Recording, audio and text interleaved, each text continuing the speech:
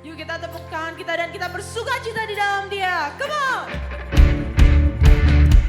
We want to rejoice in the Lord always because He is in our hearts. Amen.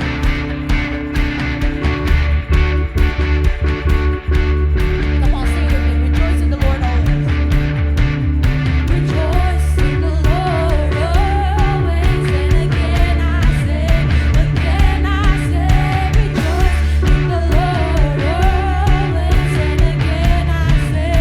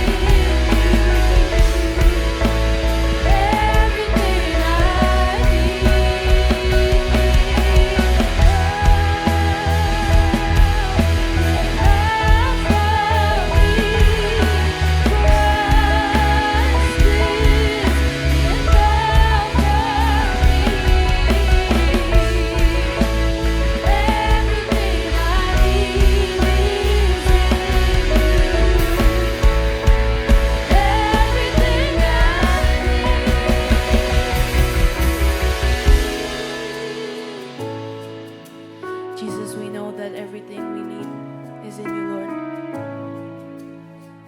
You are enough for us. We know that today we can rejoice. We can celebrate Christmas. We can sing Christmas songs. Not because of things of this world, but because many years ago, you came to this world to save us. You came to this world so you could die for us. And because of that, today we can call you Father. Today we can say that you are enough for us because you saved us. And there's nothing that we can do that can save ourselves. It is only through you that we can be saved. That's why today we sing that you are enough for us, Lord. We say our thanks to you, Lord. We are so grateful that you saved us. Today we sing to you, not because we can sing, not because we're amazing, not because we're good, but because we're thankful of the things that you've done for us. So today, Lord, we want to give our best. We want to lift our hands and we want to sing. We want to sing to you because we are so thankful. We want to praise you. We want to worship you. And even if today we cannot sing, or we don't have any words left to say, or we are tired, or we are broken, we know that God listens to our heart. We know that God has never left us alone. If He died for us, that means He cares for us. If He cares for us, that means He won't leave us. But today, if you can lift your hands and you can say thank you to Jesus, let us worship Him together. Let us worship Him from our heart. I want to say thank you, Jesus, for your grace is enough. Your grace is enough. You have saved me. So I want to do my best and I want to live for you, my Lord.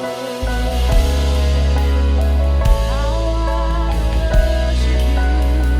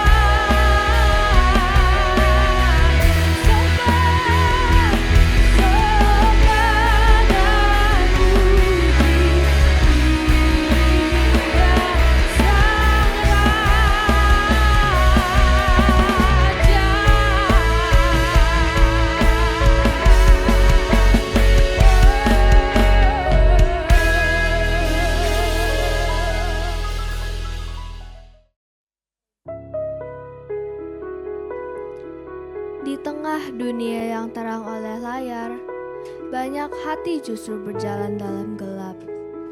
Banyak yang terlihat kuat, tapi sebenarnya lelah. Banyak yang terlihat yakin, tapi sebenarnya ragu. Dan malam itu, 3 anak muda sedang mencari sesuatu yang bahkan tidak bisa mereka jelaskan. Yang satu kehilangan kepercayaan,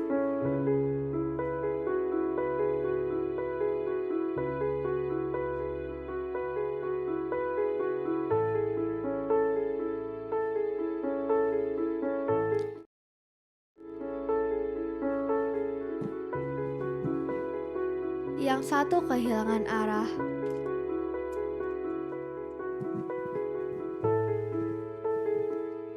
Yang satu kehilangan semangat.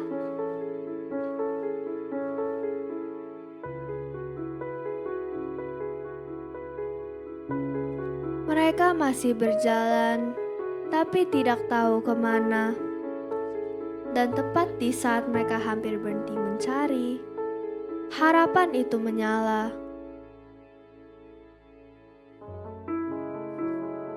Tidak menyilaukan, tidak memaksa, hanya cukup untuk berkata, masih ada jalan. Langkah mereka belum sempurna, kadang ragu.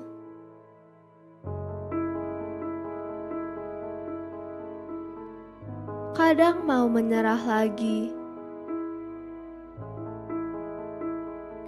Tapi kini, mereka tidak berjalan sendirian. Dan ketika mereka tiba, mereka tidak menemukan panggung besar, tidak menemukan sorak-sorai. Mereka hanya menemukan Yesus. Tidak lahir di istana, tapi lahir untuk setiap hati yang lelah.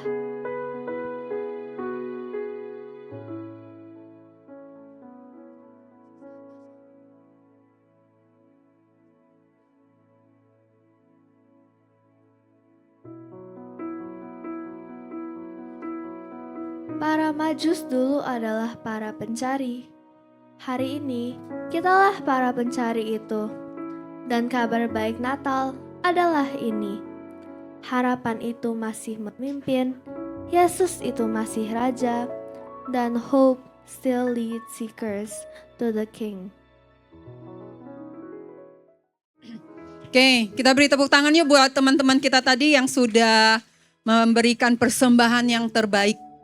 Ya, kita pun setiap yang ada di tempat ini kakak percaya someday kalian juga bisa memberikan persembahan yang terbaik seperti teman-teman kita tadi. Oke, jadi hari ini kakak mau sharing about hope for the seeker. All of us is the seeker, right? Setiap kita adalah pencari. Sampai hari ini pun ya kita masih mencari sesuai dengan situasi dan keadaan kita masing-masing. Tapi Tuhan Yesus sudah hadir buat setiap kita dalam hati kita. Tinggal kita menentukan pilihan kita bagaimana pencarian kita ini ya. Dibawanya kemana, seperti apa kita menghidupi Yesus itu. Oke, buka Alkitabnya ya. Kita gantian-gantian ya. Kakak baca duluan, nanti nextnya kalian. Ayo kita baca. Sesudah Yesus dilahirkan di Bethlehem di tanah Yudea, pada zaman Raja Herodes, datanglah orang-orang Majus dari timur ke Yerusalem.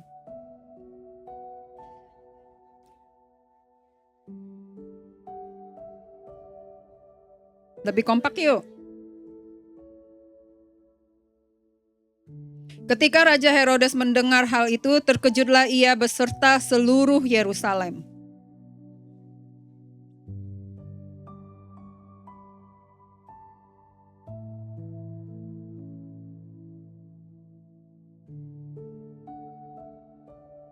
Mereka berkata kepadanya, di Bethlehem tanah Yudea, karena demikian ada tertulis dalam kitab Nabi.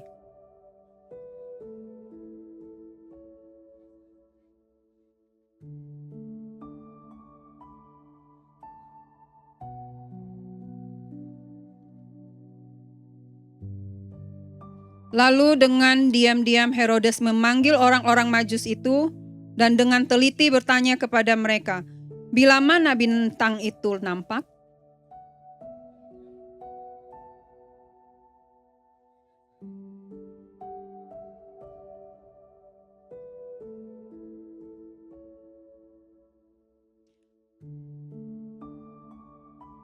Setelah mendengar kata-kata raja itu, berangkatlah mereka.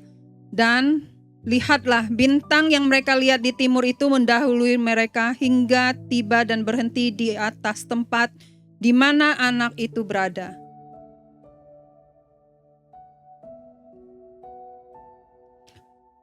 Maka masuklah mereka ke dalam rumah itu dan melihat anak itu bersama Maria ibunya.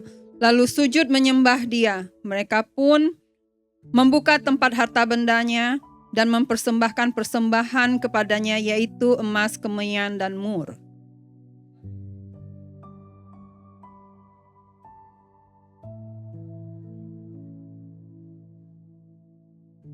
Oke.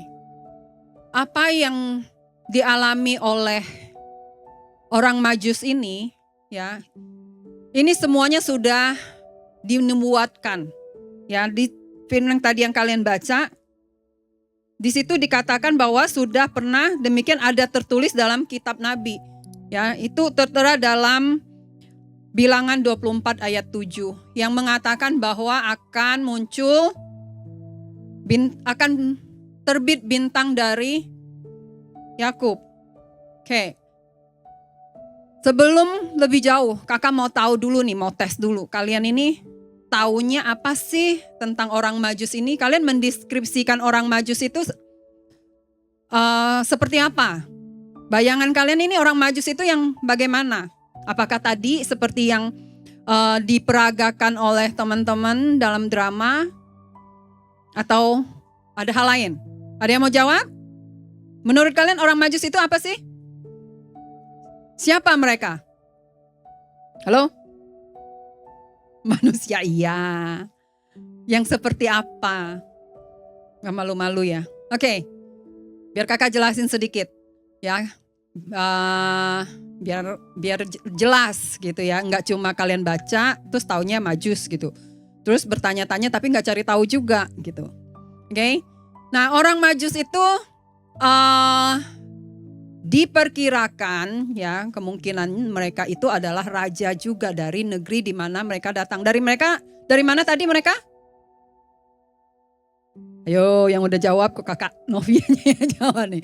Dari mana tadi pas dibacanya? Dari timur. Ya, timur itu negeri, negara yang lain. Jauh dari, dia datangnya kemana tadi? Ke Yerusalem. Ya, dari timur. Itu perjalanannya jauh, adik-adik. Ya, teman-teman.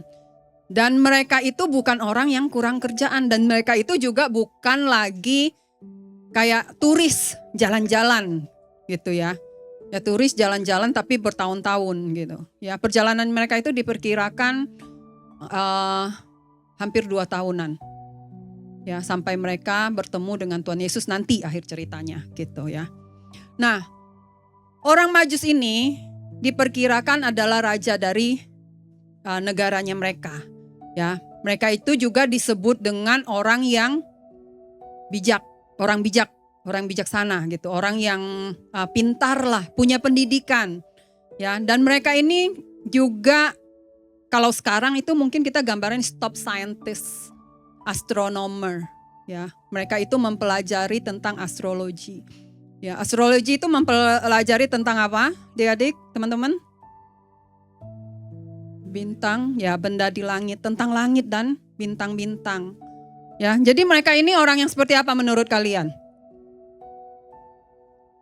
Pinter, levelnya high class lah ya, ya enggak? Orang terdidik, punya pendidikan, punya posisi kaya, gitu.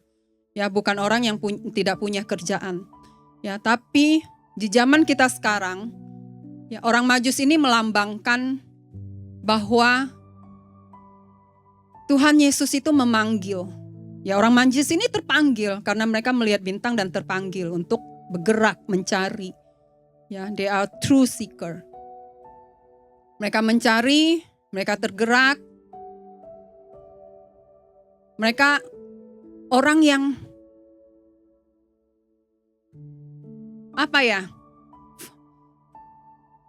finding an ultimate treasure, ya, following the clue. The clue is the star. Mereka melambangkan sekarang ini bangsa kita, ya, umat yang bukan Yahudi. Tadi kan di firman yang kita baca dibilang orang Majus ini ngomongnya gimana? Di mana mereka bertanya ya, waktu mereka ketemu Herodes di istananya, mereka bertanya di mana raja Yahudi itu. Mereka tadinya juga berpikir orang yang mereka cari adalah raja seperti raja dunia pada umumnya, ya, yang lahirnya di istana. Ya. Tapi orang Majus zaman sekarang itu, di zaman ini, mereka itu melambangkan bahwa kita sebagai orang yang di luar Yahudi, yang berasal dari bangsa lain, ya, yang juga dipanggil untuk bisa mengalami Kristus, untuk bisa memiliki iman kepada Kristus, untuk bisa menemukan raja yang sejati, yang pada akhirnya raja ini yang akan nanti memberikan keselamatan. Dan ada hal yang lain juga. Bukan cuma melambangkan bahwa Kristus itu hadir buat semua orang, ya, yang berlainan bangsa, tapi juga dari level yang berbeda. Kalau kalian tahu cerita yang lainnya di dalam Alkitab, bahwa gembala juga datang menghadap Yesus kan waktu Yesus lahir. Ya, itu di cerita yang lain, waktu pertama kali bintang itu muncul adalah waktu kelahiran Yesus, dan pertama kali menemui Yesus itu adalah para gembala. Ya, para gembala ini menggambarkan mereka yang berasal dari level yang lebih rendah, yang kurang pendidikan. Ya, tapi Tuhan Yesus juga hadir buat mereka. Mereka juga dipanggil untuk bisa menerima pengharapan itu, untuk bisa menerima keselamatan itu.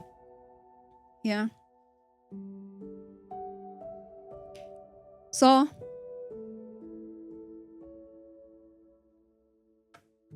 orang Majus ini datang ke istana. Tadinya kakak bertanya-tanya waktu baca gitu ya. Kenapa kok bisa ke istananya Herodes dulu, ini orang Majus gitu. Kan mereka tujuannya untuk mencari siapa? Yesus, tapi mereka belum tahu, teman-teman, adik-adik. Mereka belum tahu itu. Ya, makanya mereka berekspektasi. Ekspektasinya mereka ini lahir karena apa yang mereka lihat dari dunia. Jadi mereka punya ekspektasi kemungkinan raja yang lahir itu adalah seperti raja dunia, adanya di istana. Makanya mereka nyasar. Ya, ekspektasi kita seringkali juga begitu kan? Ya, kita berekspektasi, terus akhirnya kita melenceng gitu dari tujuan. Gitu. Ya, terus si Herodes ini dari ceritanya juga punya ekspektasi. Dia juga berpikir bahwa raja yang lahir adalah raja yang nanti akan saingin dia. Akhirnya Raja Herodes represent, ya, menggambarkan bahwa orang yang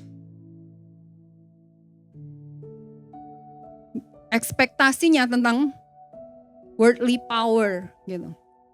Orang yang pengen control everything. He want to keep the things same. Ya, dia tidak mau digantikan. Dia merasa tersaingi sampai ekspektasinya Herodes ini menghasilkan apa?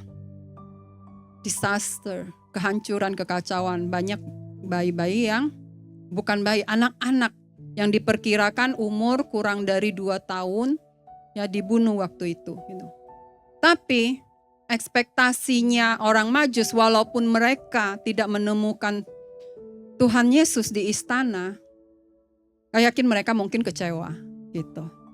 Ya, mungkin. Tapi mereka tidak menyerah dan tidak mengikuti rasa kecewa mereka, tapi mereka mengubah rasa kekecewaan mereka dengan pengharapan karena mereka punya iman. Ya. Imannya mereka itu yang membedakan dari apa yang Herodes miliki. Ekspektasinya Herodes dengan ekspektasinya, walaupun orang Majus itu mendapati sesuatu yang tidak sesuai ekspektasi, tapi mereka tidak menyerah karena kecewanya mereka. Mereka terus mencari, ya. Mereka terus berjalan, walaupun mereka lelah, ya. Jalan di jalan yang panjang, ya. Orang Majus terus berjalan dengan pengharapan, ya, karena mereka punya iman, ya. Dan imannya mereka ini tidak membuat mereka berhenti. Walaupun mereka mengalami banyak tantangan, ya, berjalan di tengah kegelapan, yang ngikutin bintang. Mungkin di waktu siang bintang itu nggak kelihatan, ya, itu konsepnya kakak ya. Ya, jadi mereka bisa jalannya lagi di malam gitu, ngikutin bintang kan ya. Jadi perkiraan perjalanan yang mereka tempuh itu ya kurang lebih 2 tahun, karena ya waktu bintang itu muncul. Itu kan waktu Tuhan Yesus lahir, ya enggak? Ya, bintang itu muncul, mereka baru ngelihat bintang itu. Ya.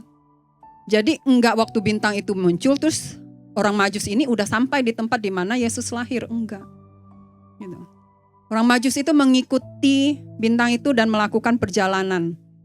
Ya, makanya waktu orang Majus ketemu dengan Tuhan Yesus itu umurnya kurang lebih 2 tahun diperkirakan. Jadi berarti perjalanan orang Majus ini lama. Perjalanan yang kalian pernah tempuh paling lama berapa sih waktunya? 6 jam, 7 jam? Ada lagi? 2 hari, kemana tuh 2 hari? Hah? Naik pesawat 2 hari. Jauh ya. Ya. Kakak pernah melakukan perjalanan mungkin ya sehari semalam lewat pakai bis gitu ya. Itu aja capek banget ya enggak? Mungkin sempat berhenti untuk istirahat juga gitu. Tapi zaman itu orang Majus mereka jalan kaki dan kendaraannya onta. Udah itu hampir 2 tahun. Can you imagine that? Lelah. Makanya tadi ya di drama kalian perhatiin. Ada yang mau menyerah, ada yang bingung. Benar nggak yang mereka cari ini? Bakal ketemu nggak nantinya? Ya. Nanti dibaca lagi gitu ya firmannya. Oke, mereka terus berjalan, pengharapannya mereka nggak hilang. Ya. They will not be disappointed. Ya, pengharapan di dalam iman itu tidak akan mengecewakan. Demikian firman Tuhan bilangnya seperti itu juga kan, ya. Perjalanan di tengah kegelapan, tapi imannya mereka itu terus dipimpin sama Tuhan. Pengharapan mereka tidak hilang, ya. Karena mereka percaya pengharapannya mereka itu tidak akan mengecewakan. Ya. Tuhan pimpin orang Majus ini melalui apa yang mereka miliki, melalui apa yang mereka bisa. Orang Majus ini karena mereka adalah astronomer, what they can do? What is their specialty? Keahlian mereka itu apa? Ya, tentang bintang-bintang. Do you get it? Do you get it? God use their ability to lead them, and at the last they find the true king. Tuhan pakai keahliannya mereka gitu loh. Tuhan pakai apa yang menjadi kemampuannya mereka dalam perjalanan mereka, dalam nge-lead mereka untuk menemukan raja itu gitu. So they found the joy at the last. Ya, mereka menemukan Tuhan Yesus dan dipenuhi dengan sukacita akhirnya. Walaupun dalam prosesnya, ya kalau kakak cerita kayak gini mungkin gak terlalu berasa ya. Kalau kalian renungin nanti lebih dalam lagi, betapa capeknya gitu ya. Berapa banyaknya tantangan yang dihadapi sama orang Majus ini. Ya, mungkin juga ancaman kan dari Herodes gitu. Tapi mereka terus sampai akhirnya mereka menemukan bintang itu tepat di rumah di mana Tuhan Yesus tinggal. Rumah yang sederhana, ternyata bukan di istana raja. Akhirnya mereka balik gak? Balik arah gak? Bukan raja, bukan di istana ternyata gitu ya. Gak jadi deh dikasih persembahannya, gitu gak? Enggak. Tapi di ayat firman Tuhan dikatakan mereka bersukacita. Ya, kalau di terjemahan KJV itu kakak bacanya they overjoy. Ya, melebihi sukacita. Sangat bersukacita gitu loh. They overjoy. Mereka menemukan Tuhan Yesus tetap memberikan persembahan yang sudah mereka siapkan. Persembahan yang terbaik. Persembahannya ada apa aja, Dedik? Yang disiapkan? Emas, kemenyan, dan mur. Nah, persembahan ini sendiri mungkin juga ada persembahan yang lain gitu. Tapi di Alkitab di-mention persembahan ini. Emas, kemenyan, dan mur. Ya, emas, kemenyan, dan mur ini sendiri memiliki arti nubuatan juga. Tentang Tuhan Yesus itu sendiri. Emas itu artinya apa? Raja. Royalty. Ya. Kemenyan itu menggambarkan tentang imam besar. Ya, priesthood. Mur itu melambangkan sacrifice, pengorbanan, ya, kematian Tuhan Yesus sendiri. Jadi persembahan itu sendiri sudah melambangkan, menjelaskan sesuatu tentang kedatangan Tuhan Yesus, tentang hadirnya Tuhan Yesus di atas dunia ini. Terus ketaatan yang ditunjukkan ya oleh orang Majus ini, ya mereka taat memilih untuk menghormati perintah Tuhan. Ya, daripada mereka memenuhi harapan dari dunia. Ya, mereka udah diancam kan sama Herodes. Nanti kalau udah ketemu info ya gitu. Ya kurang lebih begitulah. Info ya biar aku datang untuk menyembah. Tapi mereka sudah diperingatkan oleh Roh Kudus untuk mengambil jalan yang lain dan mereka taat. Menurut kakak, waktu itu pun mereka takut gitu ya. Ancaman seorang raja itu bukan main-main kan? Ya enggak? Tapi mereka memilih untuk taat sama perintah Tuhan. Menghormati perintahnya Tuhan. Mereka mengambil jalan yang lain karena sudah diperingatkan. Ya. Mereka tidak kembali ke Herodes. Mereka tidak memenuhi harapan dunia. Ya. Bicara tentang persembahan. Ya, tadi kita melihat orang Majus membawa persembahan yang terbaik. Persembahan ini enggak pas ketemu baru mereka siapkan, ya. Sebelum mereka ketemu, mereka taunya mereka akan ketemu seorang raja, maka persembahan yang mereka siapkan itu adalah persembahan untuk seorang raja. Dari awal sebelum mereka jalan, mereka udah siapin itu. Ya enggak? Ya enggak ketemu baru mereka korek-korek bawaannya mereka, ya kan? Ya mereka sudah siapin itu persembahannya ya. Persembahan yang terbaik untuk seorang raja. Walaupun akhirnya mereka ketemu Tuhan Yesus di rumah yang biasa. Ya, bukan seperti raja dunia. Mereka tetap membawa persembahan itu. Mereka tetap memberikan dengan sukacita. Ya. Terus, apa? Yang adik-adik, yang kita, yang saya bisa persembahkan buat sekeliling kita hari ini. Ya sama-sama kita renungkan. Ya. Apa persembahan yang terbaik yang bisa kita persembahkan hari ini buat Tuhan Yesus? Pasti ada sesuatu, ya kan? Pasti sesuatu yang kamu punya. Tuhan gak minta dari apa yang kita gak punya.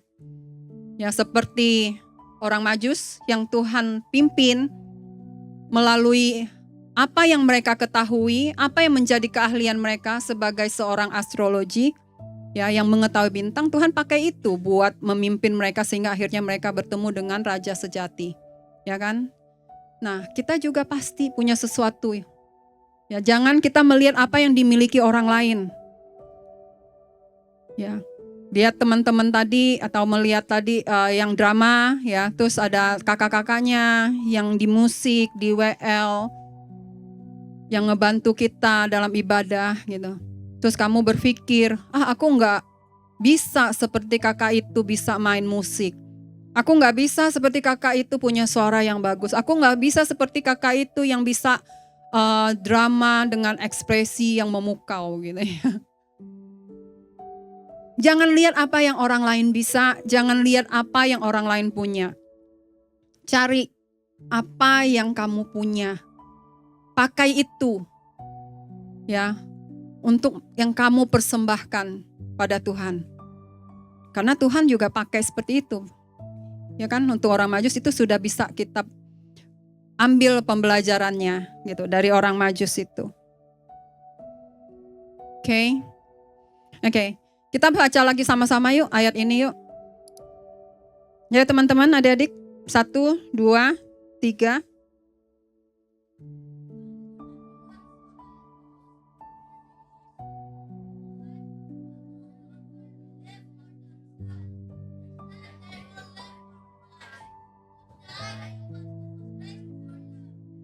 Okay.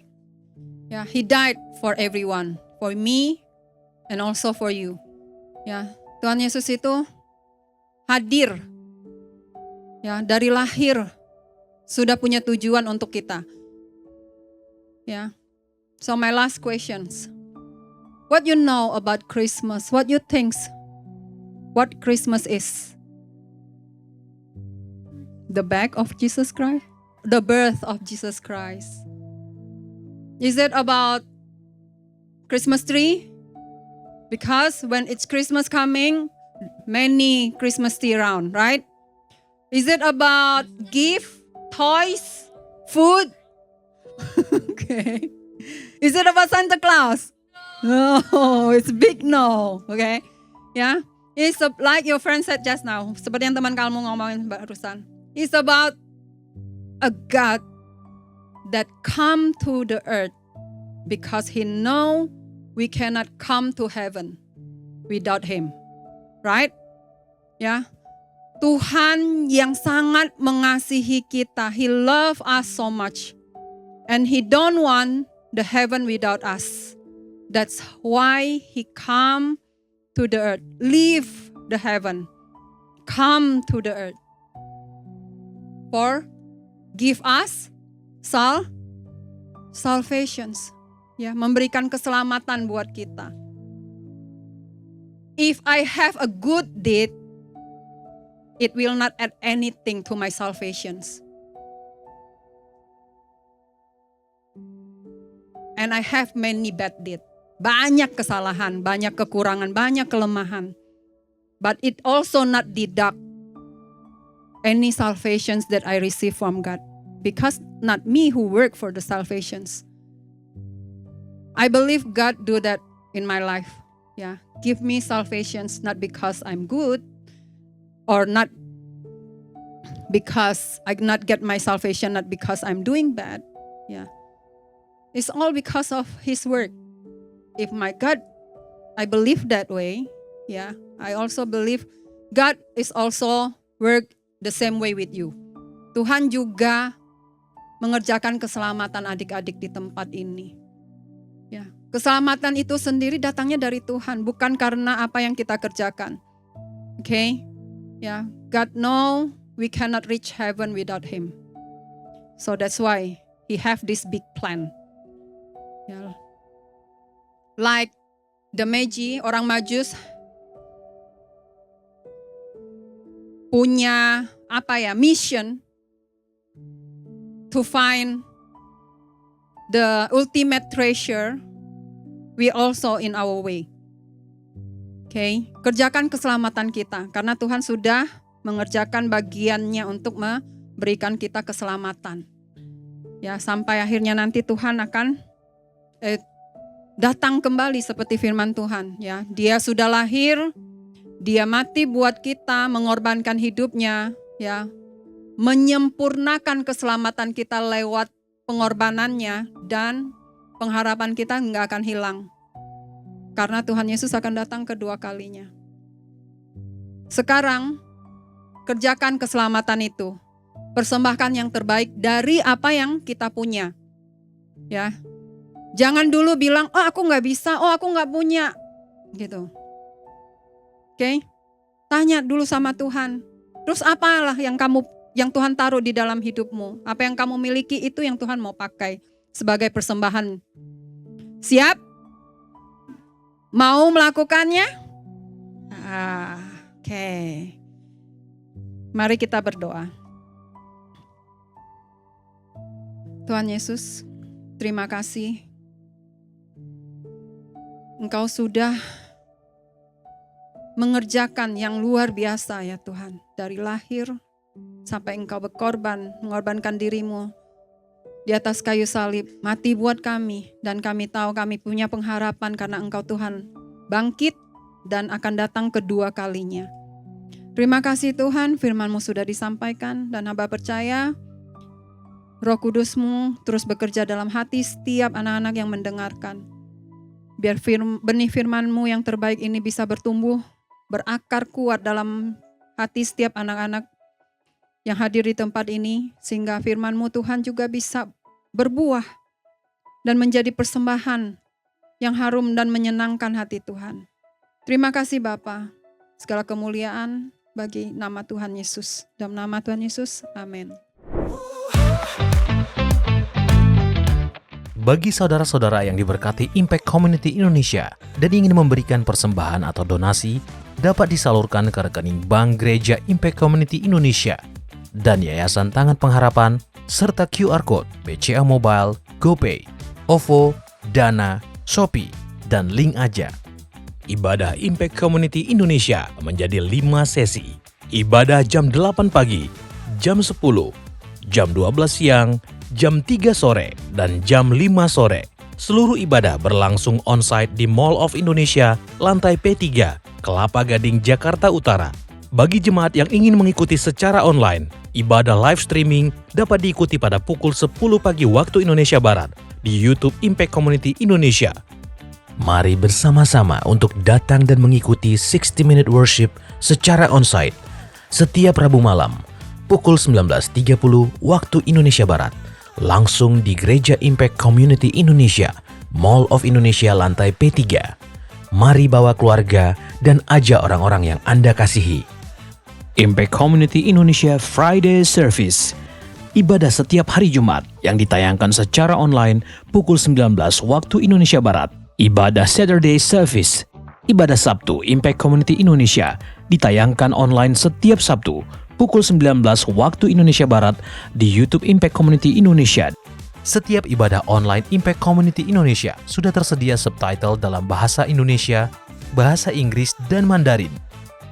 Anda dapat mengaktifkan dengan klik tombol CC atau closed caption pada layar Anda. Spesial bagi kaum muda, ibadah Impact Youth pukul 17 waktu Indonesia Barat di Mall of Indonesia lantai P3. Bagi jemaat di luar kota Jakarta dapat menyaksikan ibadah youth secara online di YouTube Impact Community Indonesia. Bagi Anda yang ingin tahu lebih banyak tentang firman Tuhan, dapat bergabung dalam Bible Study Impact Community Indonesia melalui virtual setiap 2 minggu sekali pada hari Sabtu pukul 9 pagi waktu Indonesia Barat. Pendaftaran ini gratis dan dapat dilakukan dengan mengisi form registrasi melalui scan QR Code atau dapat menghubungi nomor yang tertera di layar Anda. Saksikan Menabur Cinta untuk Indonesia setiap Sabtu jam 11 waktu Indonesia Barat di YouTube Tangan Pengharapan. Ikuti Daily Devotion setiap hari Senin sampai dengan Jumat jam 6 pagi waktu Indonesia Barat di YouTube Hani Kristianus serta pukul 7 pagi waktu Indonesia Barat di YouTube Yohanes Kristianus. Impact Community Indonesia memiliki sebuah komunitas untuk kita bertumbuh bersama. Bagi Bapak Ibu Saudara yang ingin bergabung di Komsel Impact Community Indonesia, dapat mengisi link form pendaftaran di bawah ini. Bagi Anda yang rindu menjadi jemaat Impact Community Indonesia, dapat mengisi Google Form atau scan QR Code di layar Anda. Saudara dapat mengirimkan permohonan pelayanan doa dan konseling, atau jika Anda memiliki doa yang terjawab, serta kesaksian atas jawaban doa Anda, melalui Google Form, WhatsApp, atau email impactcommunity.id@gmail.com.